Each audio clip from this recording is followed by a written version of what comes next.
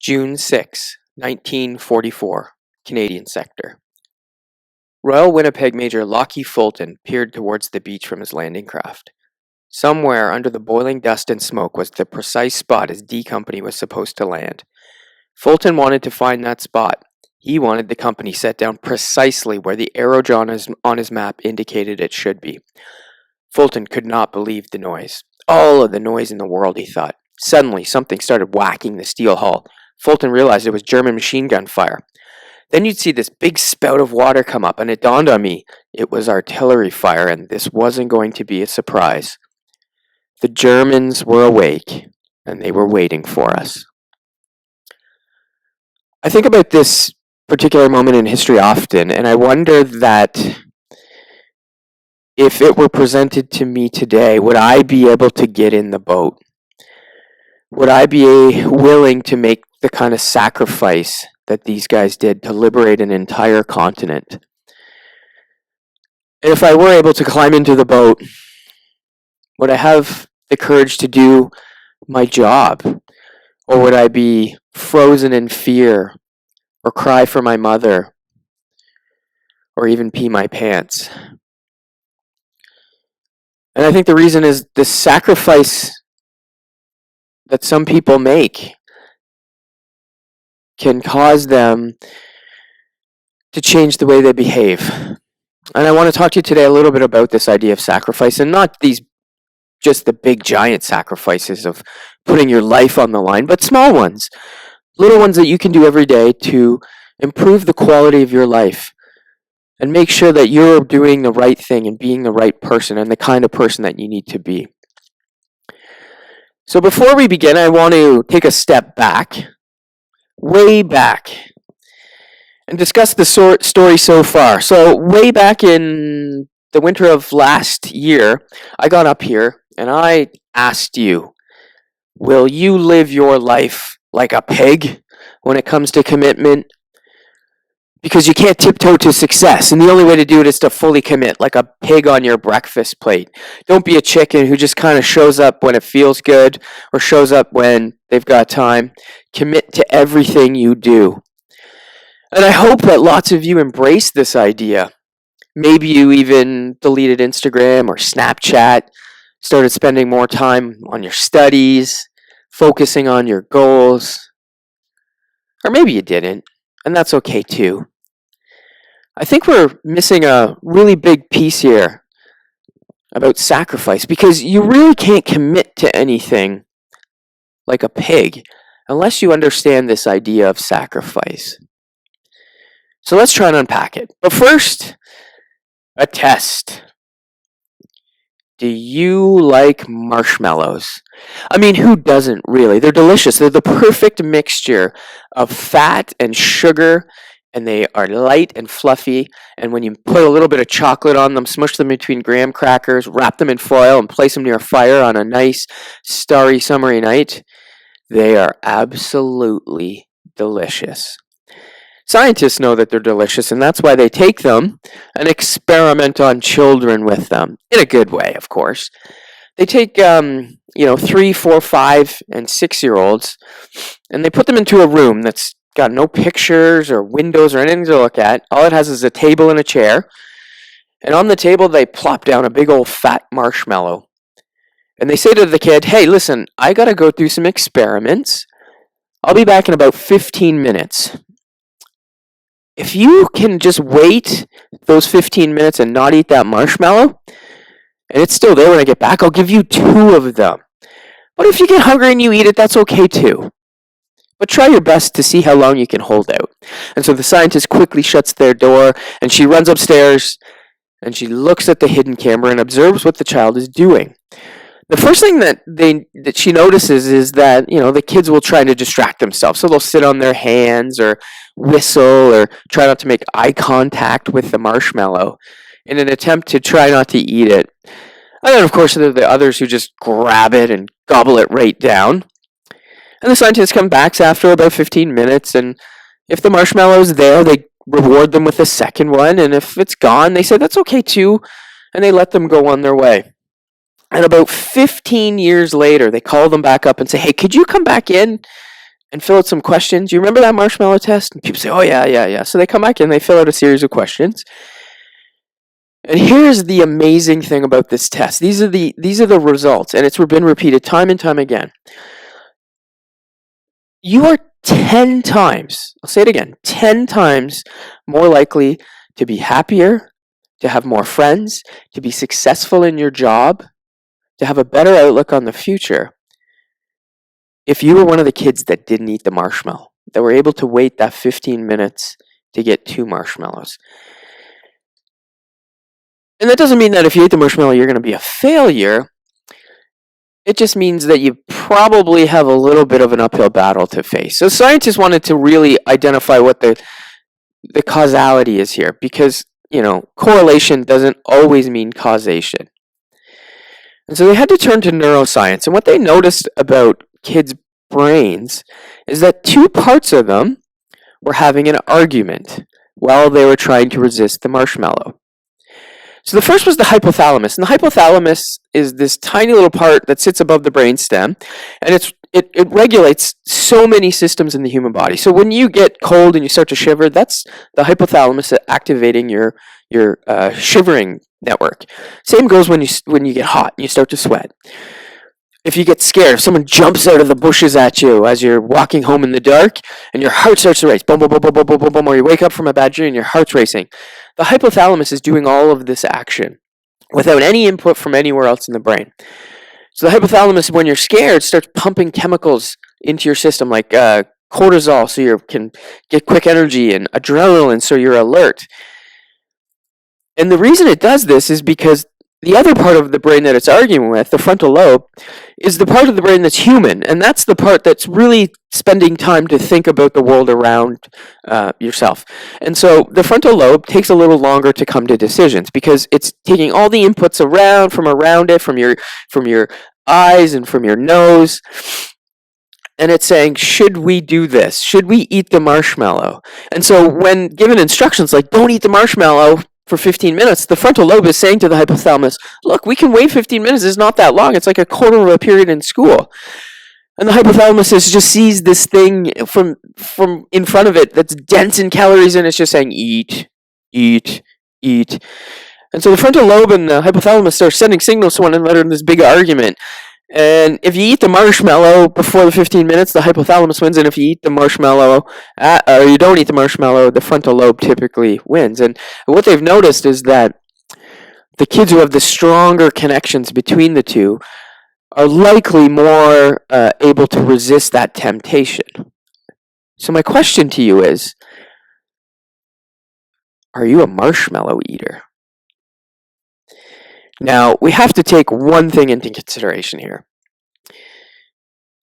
This is what sacrifice means.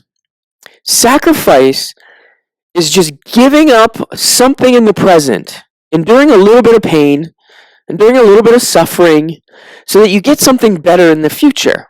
So that's what the marshmallow test is doing. Hey, if you just kind of ignore those hunger pains for 15 minutes, you're going to get double the reward. And this can translate to anything. You could scale this as big as you want. I mean, you're here today, sitting in the audience at a school, because the hope is you're going to keep coming back year after year after year until you become an adult and grow into this flourishing individual who can achieve almost anything they desire. So if you wanted to be a doctor, you can see the path. But not only that, you can recognize the sacrifices that you need to make to get there. How much you have to study. How many times you'll have to stay in on a Friday night instead of going out to be with your friends in order to get the marks that you need to get to university to become a doctor. That's what sacrifice is. The problem is that it doesn't always happen that way, and it's certainly not easy. Because if it were easy, we'd all be very healthy, we'd all be very fit, we wouldn't waste any time, yet all those things are extremely common, and we can relate to them. We don't exercise enough, we don't eat healthy enough, we're on YouTube too often, just goofing off. And so there's something at play here. What's causing us to stall when it comes to giving up something in the present to get something better in the future? And the best place to find this answer is actually in the Bible. You see, the Bible is very old. It has like this one chapter in the beginning. It's called Genesis, and Genesis is extremely old. I mean, there's lots of good evidence to suggest that Genesis is older than we could write. A lot of these stories were saved through oral tradition, like Aboriginal cultures have. And what that means is that they're rich in detail. Because if I were to ask you to tell me the Harry Potter series of all the books, you wouldn't recite word for word, right? You'd give me the gist. And that's kind of what the Bible does. And a lot of people get confused when they look at Genesis and they think it's this detailed history lesson of humanity. But it's not just that. If you kind of flip it on its head and look at it as a way of humans trying to understand the world around them, then what you have is one of the greatest self-help books ever written. And it's in this first part of the Bible, this greatest self-help book, that we're going to find our answer to the reason why we stall so often. So let's go to the second story in the Bible. It's about a couple. Their name is Adam and Eve. And they were made by God in his image. And God saw that it was good. And he gave them a place to live. He gave them a paradise. It was called Eden. And there was nothing wrong in Eden. There was no sorrow, no anger, no violence. Everything was perfect. And you didn't really have to work too hard in Eden. You had to water the plants from time to time to make sure you had enough food. But other than that, you could do whatever you wanted. God only gave them one rule. He said, look,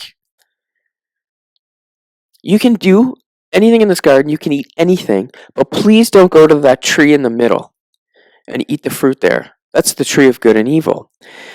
And so what do Adam and Eve do, of course? They do the most human thing they possibly could.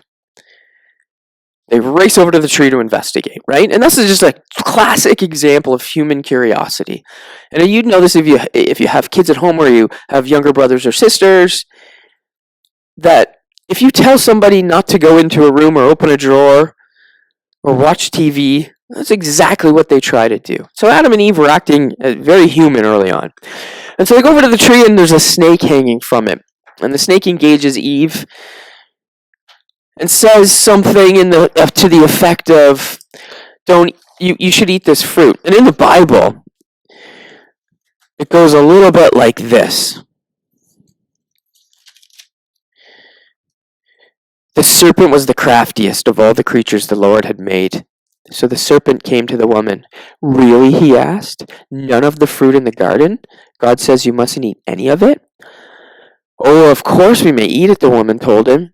It's only the fruit from the tree at the center of the garden we are not to eat. God says we mustn't eat it or even touch it, or we will die. That's a lie, the serpent hissed. You'll not die. God knows very well that the instant you eat it, you will become like him, for your eyes will be opened. You will be able to distinguish good from evil. Now, that's a really heavy part of the Bible. I mean, if you eat this fruit, you can be like a god and your eyes will be open and you can distinguish good from evil. And so it likely, perked Eve's curiosity even more. Well, we don't have any sorrow here, so she didn't really understand in particular, like, that there was a benchmark. So she didn't ever experience pain or anger or any negative emotion, so she didn't recognize the consequences of eating this fruit. And so she thought, geez, if I just eat this, there's nothing but upside. So of course I want to see like a god. And why would he put this tree here anyways if he told us not to eat it? And so she takes a bite and she gives it to Adam and tells Adam to eat it, and he does. And the first thing they notice is that they're naked. Eve says, Adam, look at it. You're totally naked. And Adam says, no, you're naked. And they both kind of jump, and they run and they find bushes to cover themselves up. Because the second feeling that they had was shame. So they're all covered up. They feel shameful, but that they've done something wrong. They also feel shameful that they've disobeyed God. And so they hide. They hide in a bush. And God starts walking through the garden, and if there's any comedy in the Bible, this is it, because you know Adam and Eve are hiding in a bush of a garden that God had made, and so he strolls along and he says, "Well, why are you hiding from me?" And they said, "You know, we've eaten the fruit and we feel shame." And he gets really upset with them, and he banishes them from Eden and forces them to work for their own food and grow their own food, and forces them to survive. And ironically enough, their eyes were opened because they now know what it's like to experience negative emotions. They now know what it's like to be human, and that's the important lesson here. The first thing they noticed was that they were vulnerable. The second thing they noticed, they were shameful, and their eyes were opened.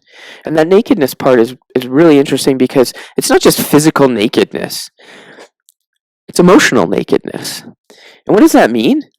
When you experience this emotional nakedness, it means you're vulnerable. To be human is to be completely vulnerable, physically and mentally. And the reason is that we now understand the future. We understand when we became human that you can go out and you can sacrifice something for the present to get something better in the future. But it's going to cost you. It's going to hurt. And now we knew what that pain was. We knew what that pain was. You see, once you recognize that you're vulnerable, I mean, we all think of ourselves often enough. Once you recognize that you're vulnerable, you realize that you can be hurt, yes, but that you can also hurt other people. Again, physically and mentally, emotionally. And that adds a whole other level to this idea of sacrifice. Because vulnerability can paralyze you. It can paralyze you in your spot. It literally instantly can paralyze you. And here's an example. When faced with a situation that students face all the time in bullying, you know, different levels of bullying, are you the kind of person who just goes along with it? Or would you intervene? Because if you intervene, you know the consequences to yourself. You may sacrifice yourself in there and physically step up and stop an altercation or say the right thing in the moment if someone's being cyberbullied, but that could also mean you're exposing yourself and people could turn on you. And so that may paralyze you. You may go along with it because you know that you could potentially be hurt. And there's a scientist down in the US, and her name is Brené Brown. And she spends her days talking about vulnerability. And she has a really great saying, and it says, "You can't get to courage without walking through vulnerability." And that's so important to recognize. Because this idea of courage, it completely means knowing that you can be hurt, but going on anyway. I mean, that's what courage is, right? If you're invincible, you can't be hurt, so it's not courageous actions. In war, you know, you hear people being awarded medals of honor or Victoria Crosses for acts of bravery and courage. Well, that's usually a result of them putting their own lives at risk to save someone else or do something outstanding. Courage. And if you combine this with something else she says, then you kind of have your answer here today. She says, children are hardwired for struggle. So you have courage built right into you and you don't even know it. You're hardwired to do these things. And you don't have to look any further than watching a kid walk. I mean, I watched my 2 children learn to walk. I've seen my friends who their kids all learn to walk. And out of all those situations, not once did I see, you know, a parent pick up a child and physically move that child's legs for them to get them to walk. No, it was all self-driven. So one day you kind of decided to stand up and grab onto something and you fell down. You know, and then later you'd push on something and you'd fall down. And then finally you'd kind of stand there and take a few steps and you'd fall down. But never In your learning to walk, did you ever sit there and say, that's it, I'm out. I can't do this. It's too hard to walk. It's way too hard. No, you're hardwired to struggle, to persevere. So you got back up. There might have been tears because you physically hurt, but there wasn't tears because you couldn't do it. You were able to do it because you were hardwired. And somewhere along the line, by the time you get to grade 12, we've kind of like unwired you to this struggle, this idea of struggle. So you end up nitpicking over marks on a test, when in fact that's not what it's about. It's about persevering and having the courage, knowing that you could be hurt, you could fail a test, but you go on anyway. And you don't have to look very far to see this idea of courage and perseverance and vulnerability in all of the stories that we watch and listen to and hear as children. And I just went online and I Googled sacrifice children's stories, and this is what I came up with. 3 out of the 4 are Disney movies, and they're all talking about the things that I've mentioned here today. For example, Ariel sacrifices her voice so that she can be a human, and Belle in Beauty and the Beast sacrifices herself so that she can take the place of her father. And of course, Frozen is a very famous one, and I can talk intelligently about it because I've seen it so many times. Anna jumps in front of Hansa's sword to protect her sister Elsa from being struck by it. And this is an interesting scenario because why is she doing that? Why sacrifice herself to save her sister? Well, of course, it's her sister, and most family members would do such an act. But there's another thing at play here. You see, Anna knew that Elsa was misunderstood. That although people viewed her as a threat, that she was really good-hearted and that she deserved another chance, and she was kind and she was a human. And she deserved as much. And so she's willing to put her life on the line for that. And it's interesting because that kind of mirrors a story you might have heard. You might have heard the story of this guy. Yeah, didn't Jesus sacrifice himself on the cross because he thought that humans deserved another chance, that they were misunderstood, that need to be atoned for the sins that they committed? It's the exact same story over and over again. And although, in the Bible these stories exist, and in pop culture and movies, they do exist in real life. I wanted to share with you a story that's had a huge impact on my life. It involves the 1st Marines in a place called North Korea, and specifically at a point called the Chosen Reservoir. It happened in 1950. Now, this picture is from World War II, Iwo Jima, but those are Marines, tough soldiers putting that up. Marines were as tough as they come. And still consider that to this day. They're happy to take more casualties than any other military branch in U.S. Military. And so, in 1950, under UN sanction, along with several other countries, including Canada, the U.S. military went to war with North Korea, who invaded the South in an attempt to push them back to the original line drawn after World War II. And they got to that point, and the military North Korea just fell apart under the pressure of the UN forces. And so they continued into North Korea, hoping to completely stop any threat in the future. And they ended up stopping at this place called the Chosen Reservoir. And it was the 1st Marines who were in the spearhead of this advance.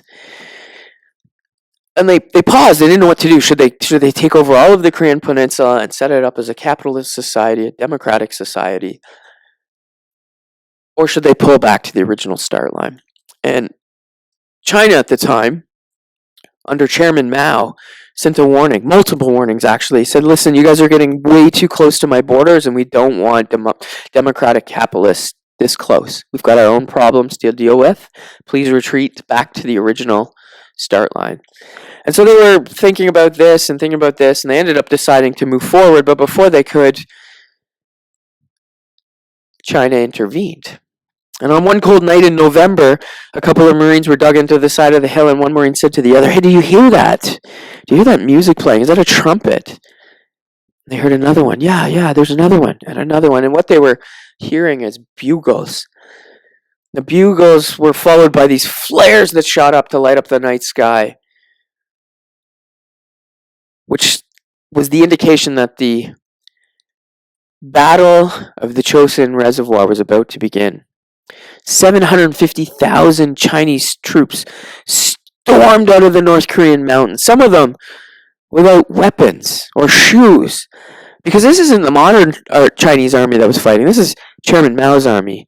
Peasant farmers taking off their land to fight the American soldiers. And there was just so many of them, they just literally threw themselves at the American front lines, and they succeeded in cutting them off. And the result was quite tragic.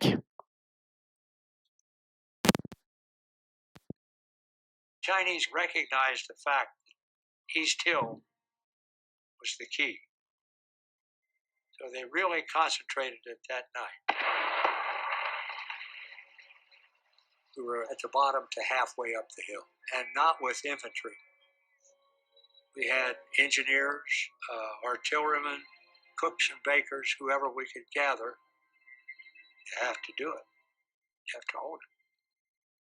The Chinese were just coming and coming and coming, and we were scared. Smith's men were hugely outnumbered. The Chinese divisions were coming in from all sides. Smith was really doubtful whether Hagaru could actually hold.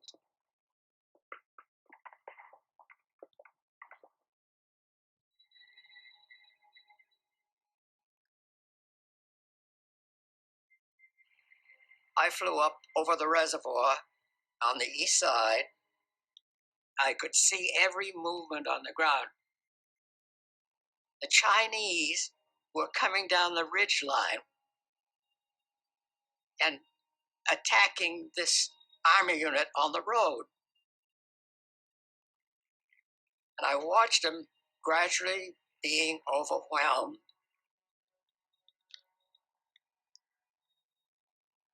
I've been in World War II, I've seen all kinds of battles, but I'd never seen U.S. forces being destroyed like that.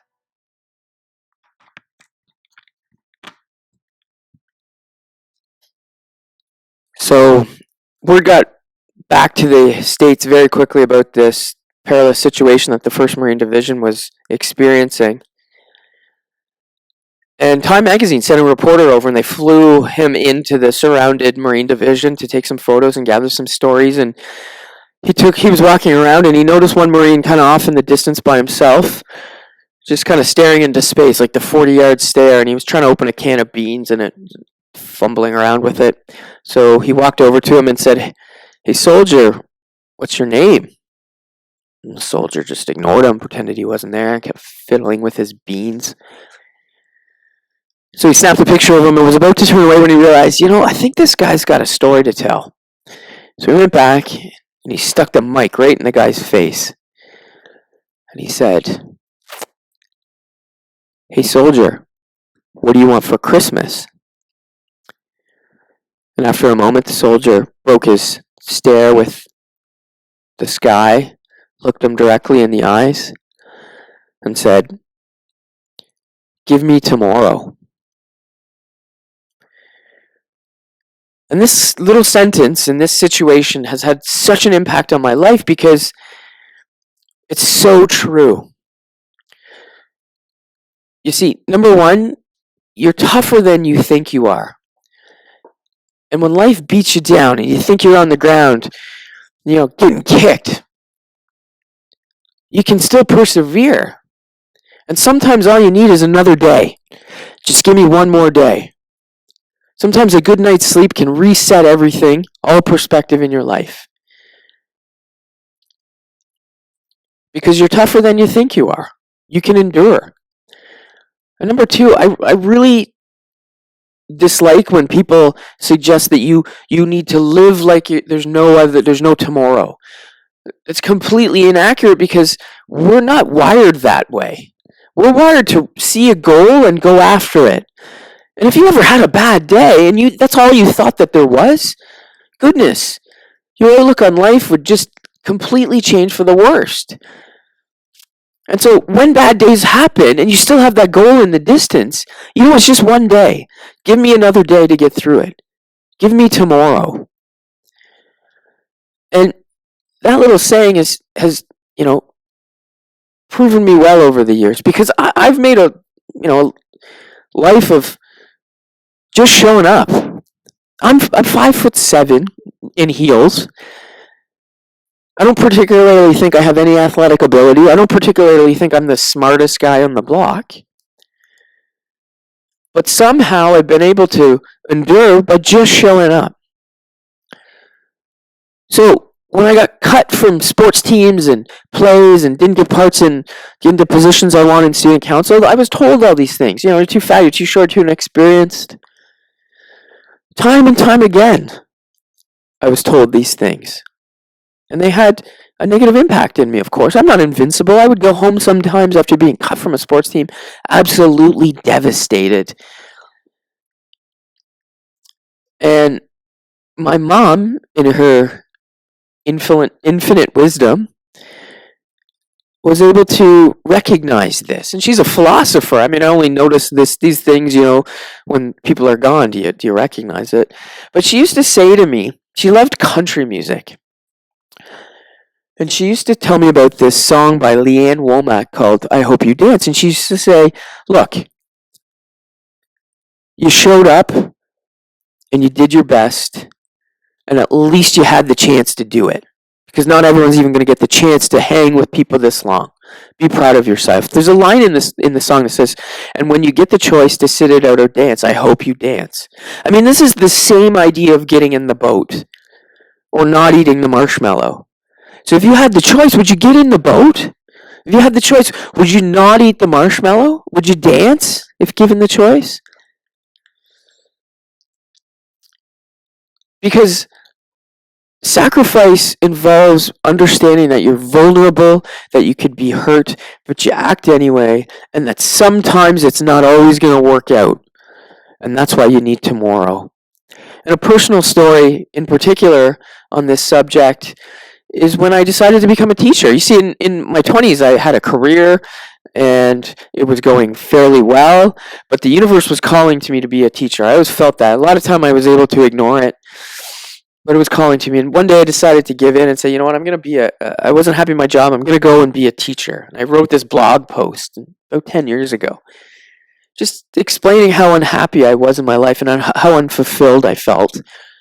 And so I went to my friends and I said, look guys, I got this remarkable idea. I'm going to be a teacher. I'm going to give it up. I'm going to quit my job. And I'm going to go be a teacher. I'm going to change the world. And they looked at me and kind of went, no, you're not going to be a teacher. There's no jobs for teachers. It's expensive to go to school. How are you going to pay your rent? It's going to really affect your lifestyle. And I understand. They were being mean. They're looking out for me. They're doing what friends are supposed to do to protect you. And I said, don't worry about you guys. I'm doing this anyways. And so I left and I went home and told my family about the idea. And they looked at me and they said, no. You've done science, you've done business, you've done public relations. Why don't you find something fulfilling in that area? And again, they're just trying to protect me. They're doing what they thought was the right thing. So I ignored them too. And only one person stuck with me. Only one person. And that was my wife. She was my girlfriend at the time. And she said, yeah, I think you'd make a good teacher. And I informed her the cost of all of this, financially and emotionally. And she said, look, we're going to take our wallops. We may have to eat beans and rice for a while, but in the end, it's all going to be worth it. And as a side, I think it's important to realize that you need to find somebody who's going to love you, not just for who you are, but who can also see what you can become. And when you find that, it's really special. And that's why I asked her to marry me, and she said yes. And that's why I'm standing here today to talk to you about sacrifice as a teacher instead of being unhappy in my job. I think given that sacrifice, it's all worked out for the best. I don't know about you, but I think it worked out pretty well. And look, it may be hard to see that goal in front of you. It may be just really blurry at this point. And you may be trying to take steps towards it. And you may not get in the boat because you're scared. And you may eat the marshmallow because you're hungry. You may feel like a Marine who's surrounded at the Chosen Reservoir.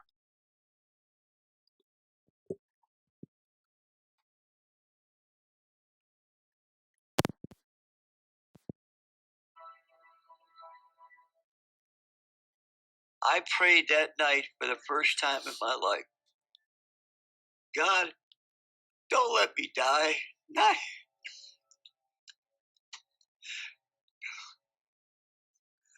here, not this far from home. I just want to see the sun come up one more time. Just give me another day.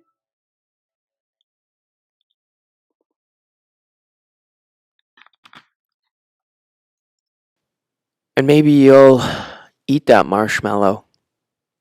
Or you'll be too scared to get into the boat. Or you decide not to dance.